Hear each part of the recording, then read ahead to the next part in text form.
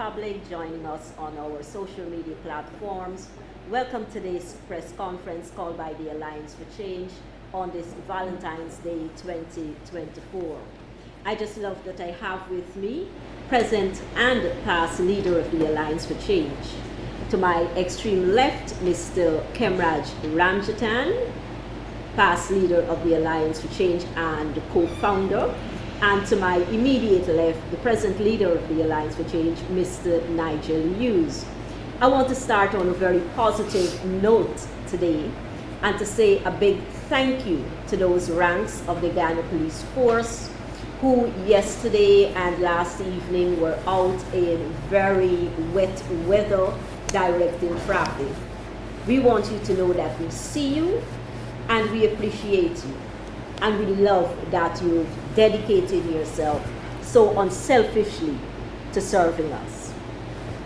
On a not so pleasant note, I want to speak about the many instances of rape of minors, and to say that the Alliance for Change demands that immediate steps be taken to address recent allegations of rape committed on children under the age of 16. Within the past few weeks alone, there have been a number of reports of rape of a minor making the news. Allegation of rape of a child at the Bartico school dorm. The impregnation of a 12-year-old, reportedly by the stepfather, and possibly sexual abuse of a 9-year-old by the same accused. A man from Sophia wanted in connection with the rape of a minor, and there are others. Rape, and more so, the rape of a minor, is a vile, heinous crime, and only the most depraved, evil mind can conceive of it. It is the act of a monster. The AFC calls on President Irfan to convene immediately a dedicated task force of the Ministry of Home Affairs, the Director of Public Prosecutions, the Ghana Police Force, the Ministry of Human Services and related agencies, to work with non-governmental organizations and the judiciary to fast-track pursuit of justice of all minors who are victims of rape. These children have already had their lives shattered, their innocence snatched away, their faith in humanity destroyed. Healing cannot take place when justice is denied. Families have been traumatized by the monsters who rape our children. The arm of the law must be enabled to move swiftly. Mr. President, there is more to building a nation than bricks and mortars. Lives are more important, and more so the lives of our children. Two-legged monsters who prey on our children, destroy them, must be brought to justice. There are too many instances where families and victims are forced to move on with their lives without ever having their day in court. There are too many instances where deep pockets buy their way out, moving on to another victim. The Alliance for Change is committed to protecting our children. We call on those in authority to do the same, not with words, but with actions. I will now ask the former leader of the Alliance for Change, Mr. Kemraj Ramjatan, to make some opening remarks. Thank you, Beverly, and I have a release at hand here on Transparency International's 2024 Corruption Perception Index. The AFC feels and is vindicated when it characterized the PPP governing elite most critically as a corrupt pack of control freaks gorging ravenously at the state's trough.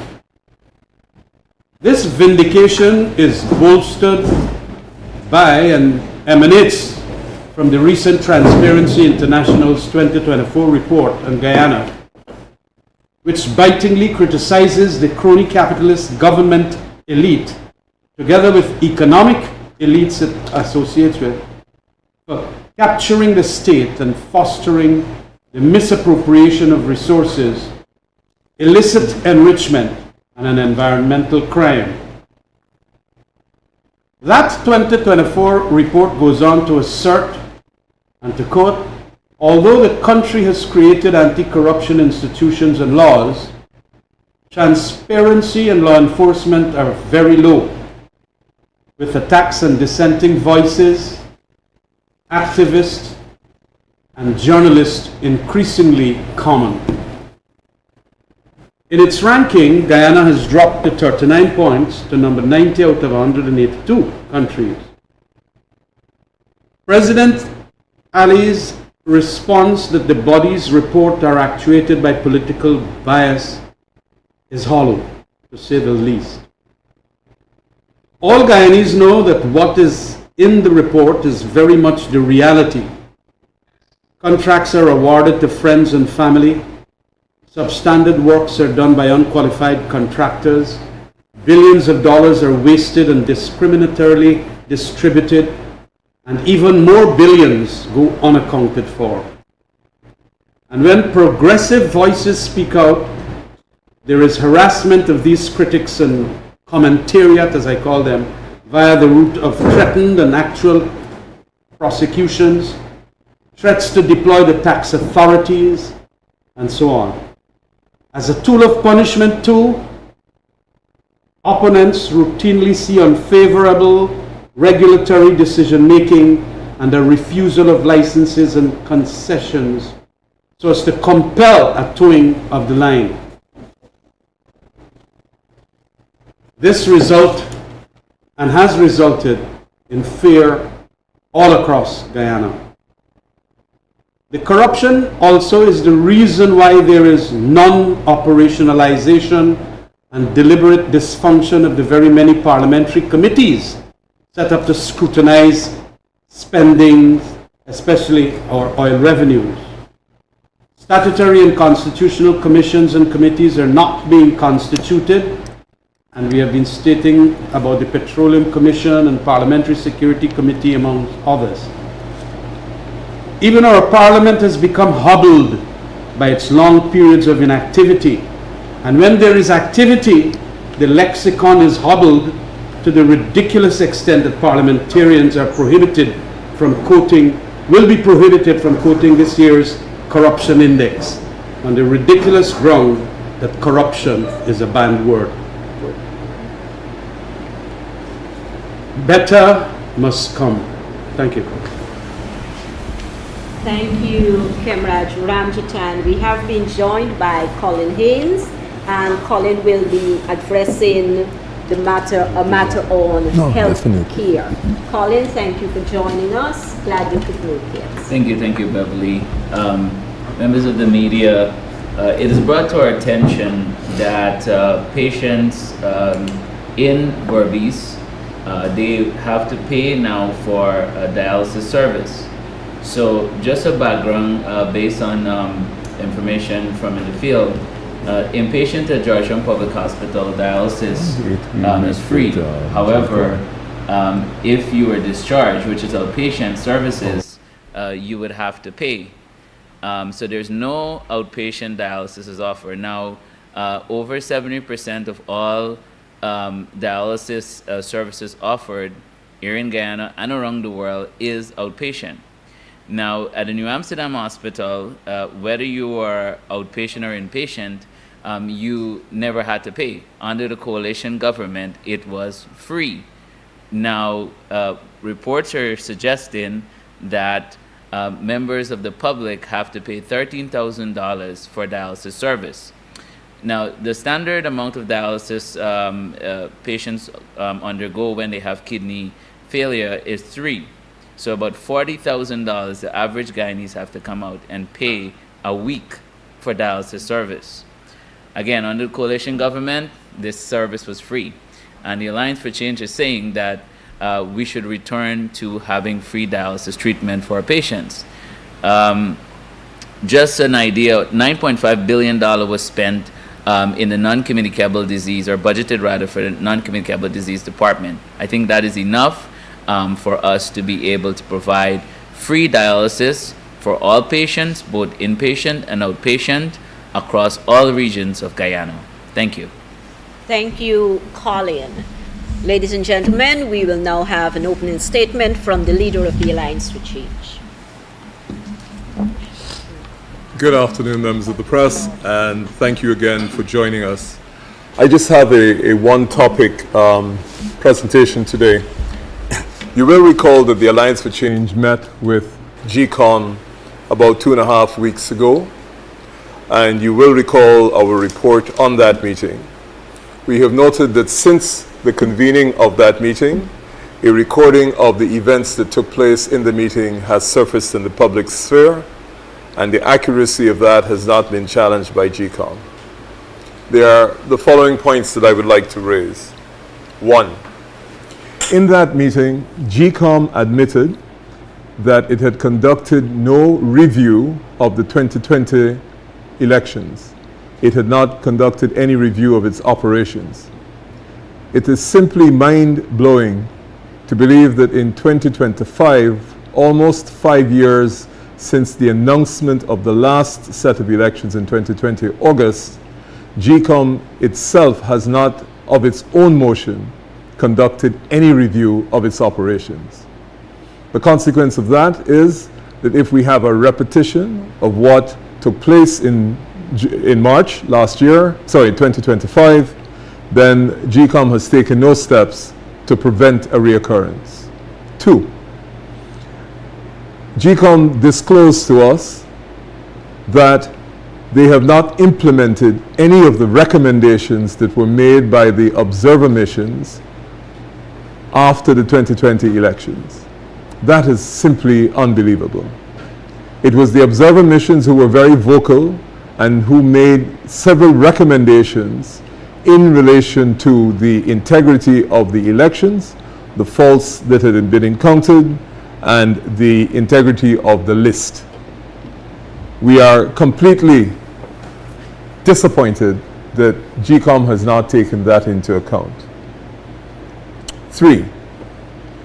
During the course of our engagement with GCOM, the Chief Executive Officer disclosed that he had recommended that one of the means of identifying the number of persons who had voted and to bolster the integrity of the results was the installation of cameras at the place of poll. The Chief Executive Officer informed us that his recommendation to GCOM had been overruled by the Commission. This is a most curious decision, and we call upon the Commission to explain why, after the Chief Executive Officer had made such a recommendation, they have refused to implement it. The 4th issue in relation to GCOM is during the course of the discussions, the Chair of the Commission disclosed that she had unilaterally extended the contract for the Chief Executive Officer for a period of 3 years. A member of the Commission indicated that that was the most curious announcement, given the fact that only the day before, or 2 days before our meeting with them, the chairman had said that that decision was going to be discussed by the Commission before any decision was made. Perhaps most tellingly, the Commissioner accused the chairman not only of acting unilaterally, but said that her actions constituted an act that was sleight of hand. Now, any accusation of that gravity coming from a member of the Commission in relation to the actions of the Commission, the Chair of the Commission, who herself admitted that she had acted without consultation with the Commission, indicates that all is not well in the Commission. But more importantly, where a Commissioner is of the view that the actions of the Chair constitute actions that are sleight of hand, it means that we should all be worried about the integrity of what comes out of GCOM and its ability to pronounce a result that is accurate and a result that discloses that the elections were held in a fair manner. We want to take this opportunity in closing to reaffirm our call for biometrics. Now that there's no independent verification available to us, now that the Commission has said that it has not implemented any of the recommendations of the observers, now that the Commission has said that it has not even conducted a review of its own actions, it is evident that the Commission is unable to deliver any election that is credible. And finally, we wish to repeat our demand for a credible list of electors. We have recently observed nationally that the cash grant only generated a response from 400,000+ citizens. We have noted that the voters list is now well above 700,000. And this disparity, which is perhaps almost 80% of the persons who went for the cash grant offering, raises very, very, very grave and I dare say irreparable concerns in relation to the credibility of the list. And so we would like to emphasize and repeat that the list needs to be credible. The Commission must reconsider its decision not to have biometrics, and that the fact that they have not reviewed any of their decisions or their actions from 2020 leaves us with no confidence in the Commission. I thank you. Thank you, Mr. Ligel. Yes, ladies and gentlemen of the media, we will now take your questions. Of course, we ask that you extend us your usual courtesy of identifying yourself and the media house you represent. Immediately, I can recognize Trina Williams. Trina, which media house do you represent, please, and go ahead with your question. Ms. Lee, I have two questions on the press statement and one question outside of that. Can we take your two questions first, and then we will come back to your third question? Okay, no problem. Mr. Yu, you briefly mentioned biometrics just now. Do you have a specific plan for advanced biometrics implementation? And if so, when can the public expect to see it? And secondly, still on the voters list, did the AFC submit any objections during the close and objection period? Sure. To answer your first question, when you said if we have a plan, we have certainly indicated that in Ghana, they conducted the registration using biometrics in 2.5 months. So there are several companies internationally that provide this service, and the capturing of your biometric data, including your fingerprints, can be done as demonstrated in Ghana for 2.5 months. And there's several companies that we have come across that have indicated that they can do it within that period. Hope that answers your question. And the short answer to your second question is no. Thank you, Mr. Yates. We'll come back to you or follow-up, sure. Go ahead with your follow-up, why we didn't do any. Why we didn't submit objections, is that the question? Yes, sir. Well, we indicated that the list, and this was demonstrated a long time ago, that this list is deeply flawed. Going to pick a few people and objecting to a few people is counterproductive. The entire list is seriously flawed, and that has been demonstrated repeatedly prior to the last election, and I believe even before that. So to come and say that, you've got to pick John Smith is on the list when John Smith died does not address the fundamental problem with the list. Thank you, Mr. Hughes. We will take the question from Live Wire News. Identify yourself, please. We're hearing you, Mr. Jones. Okay, so Mr. Hughes, I want to take you to the comments by the Times about Africans after Guyanese who support the PDP and in no Guyanese businessmen like T. Mohammed being linked back to Africa. Why hasn't the AFC condemned this like Arnold has? Well, we are a completely different entity to ANOG. I believe this is the first time I've received a public inquiry for a comment, so you are the first person, so I'm going to comment. The description that you just referred to, we do not believe it's appropriate.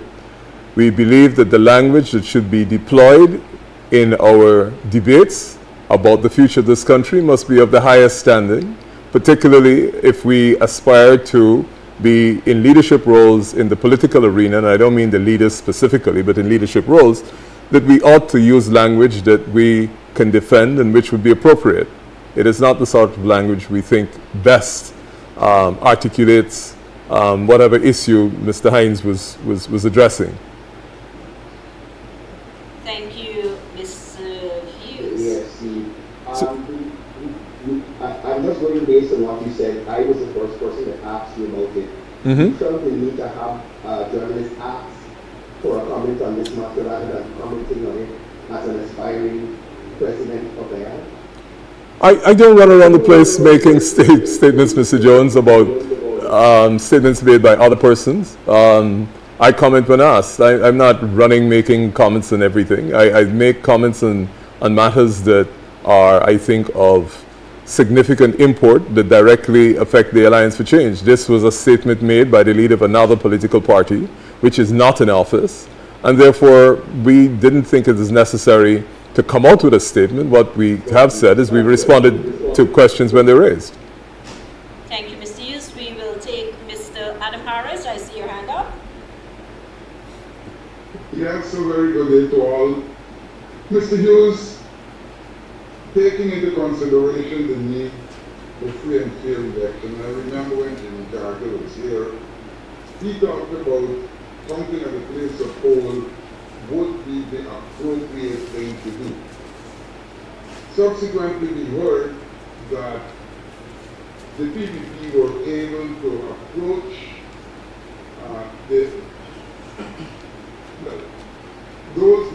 those poll agents or poll clerks who were not PPP and paid them money and thus converted them. The PPP have to turn a blind eye. How this time are you going to ensure that the count at the place of poll is not compromised?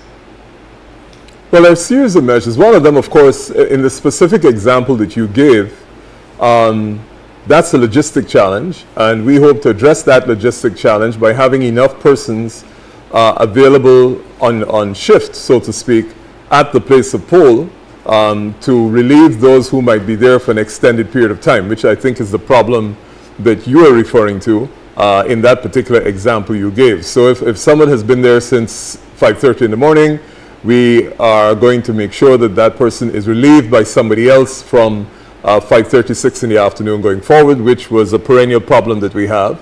We're also going to make sure that those persons who are in the polling station are provided with sufficient meals and beverages to sustain them during the course of the day. So that's how we propose to deal with the logistical aspect of it. In relation to the question about the results at a particular polling station being accurate, you know that we have been advocating for a couple of measures. One of them is biometrics, because biometrics would certainly reduce the possibility of multiple voting at the polling station. We have also advocated for cameras, because cameras would certainly reduce the impact of potential misconduct, because you can't have X number going into the polling station and the results saying that Y voted. So the presence of cameras certainly would be one of the elements. But biometrics is one of those that we are strongly advocating, and I hope I've answered your second question. Thank you, Mr. Hughes. I recognize Tammy. Tammy, can you properly identify yourself, your media house, and pose your question? Hi, good afternoon, everyone. It's Meet Garnett from the Diana Times. A quick question. I want to do a follow-up to the question asked earlier by Cordell. Mr. Hughes, you said that you didn't comment on the derogatory remarks that Dr. Hines made because you only make comments on matters that are of significant import that directly affect the Alliance for Change. can you please say what are your thoughts on citizens being attacked for their choice of political party and where the AFC stands on that, and why you didn't comment from that perspective? Does it matter to you that citizens are free to express their political parties without fear of any retribution or anyone calling them names? Well, you are the first person that's asked me that question. And I will say to you very, very clearly and unambiguously, any citizen is entitled to support any political party in this country, and we support that 100% without compromise. So we encourage as many persons to stand up and speak in support of the political parties that they want to. We have no adverse comments to make on anybody who wants to say, I support X or Y party. And therefore, any attempt to infringe on that right, we do not support. Thank you, Mr. Hughes. We see Mr. Why Jones. the AFC didn't make a statement on Dr. Hans' work? Because this is not the first time that he has done it, where he attacks Afro-Ghanaians who do not seem to support the party that he prefers them to support.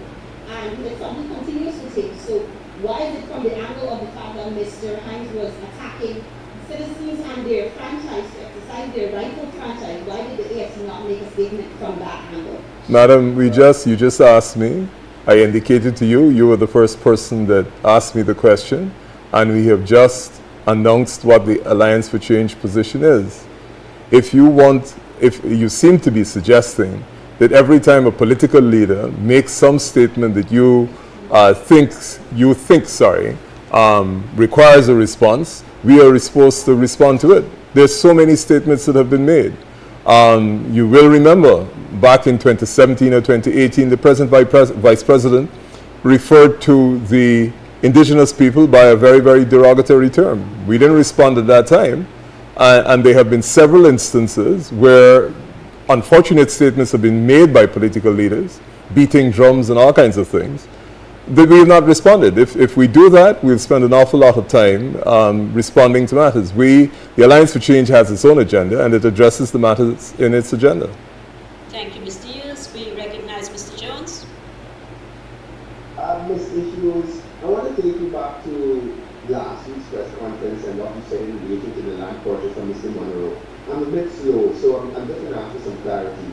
Now, you said that Mr. Monroe was occupying this land on the right bank of a creek. I can't remember. No, I didn't say on the right bank. Sir, let me stop you. I never said the right bank. The right bank is the eastern bank.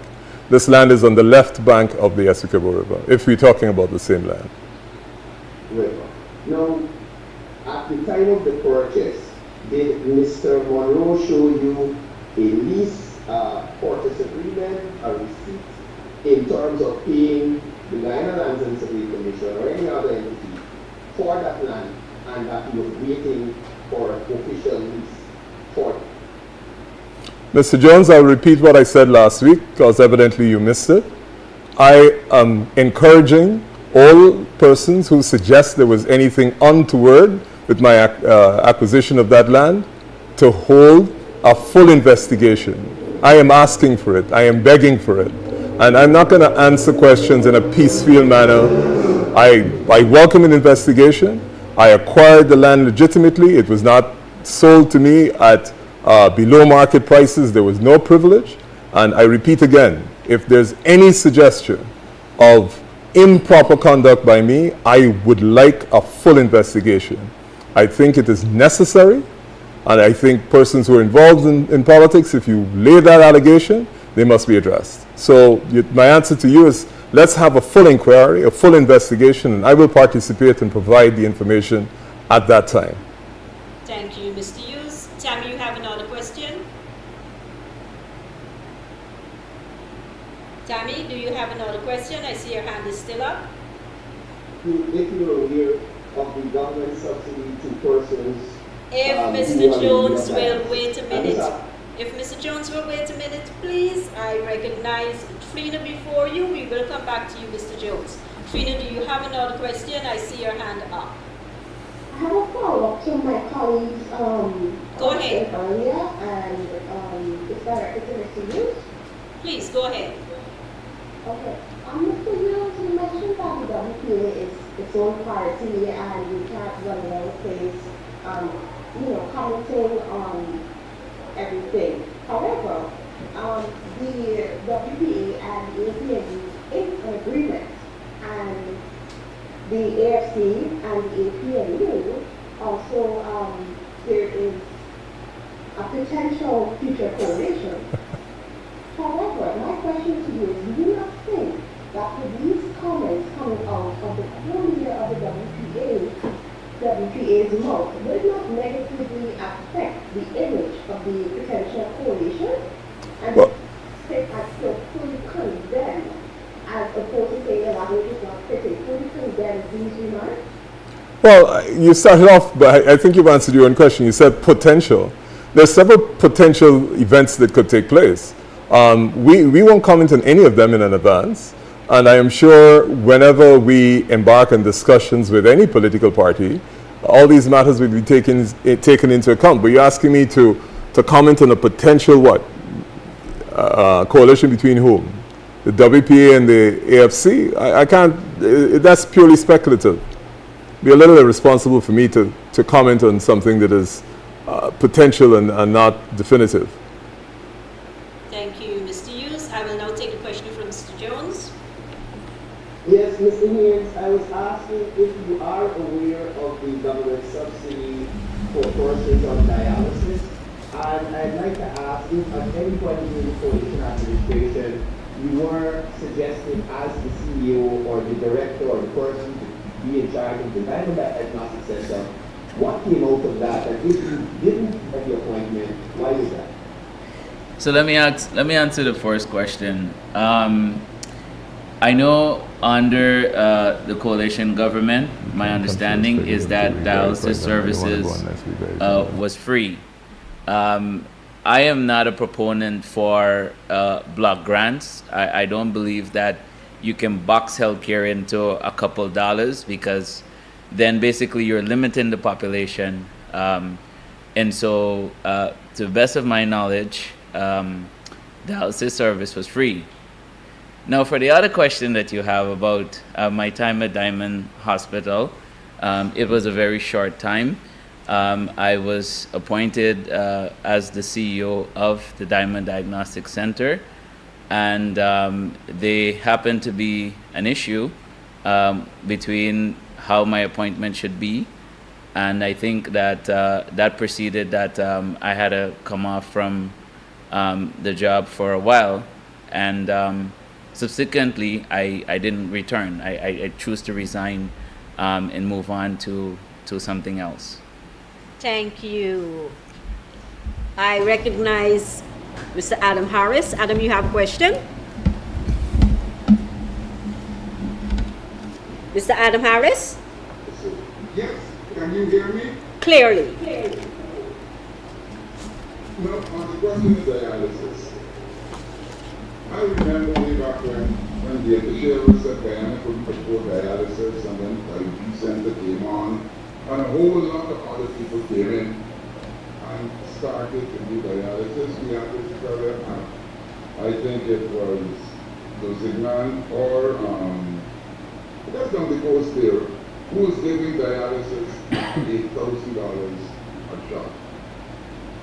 My question is, who determines the cost of dialysis at the Georgetown for at the Ministry of Health? Who determines the cost? And secondly, do you have an idea of the number of people who require dialysis in Guyana? So I think the cost is being determined by if dialysis is, let's say you have a private company, would be the cost to operate the machinery, it would be the cost of the medication, it would also be the cost for staffing. Certainly, maybe a couple of years ago was in $8,000, but as you know, with inflation and energy costs and so forth, labor costs, that may have gone up. Now, I think the biggest question we have to ask is, there's within the ministry there's 7 programs. One of them is the program for non-communicable disease, where nephrology services fall under.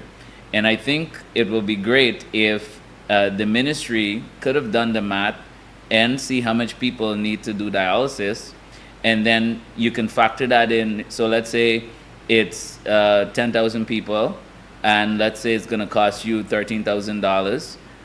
Then that becomes a drop in the bucket, especially when we have oil money now, and we have a $9.5 billion non-communicable disease. This is just the Department of Non-Communicable Disease, $9.5 billion. And I suspect we don't have anyone short of 20,000 people needing dialysis right now. Obviously, kidney disease is one of the highest killers in the country, and so a lot of people now are requiring dialysis. But I think that the ministry has got it wrong here. We should get an idea of the numbers and then put that as a cost, not to the citizens, but cost that into affordable and free health care. Thank you, Colin.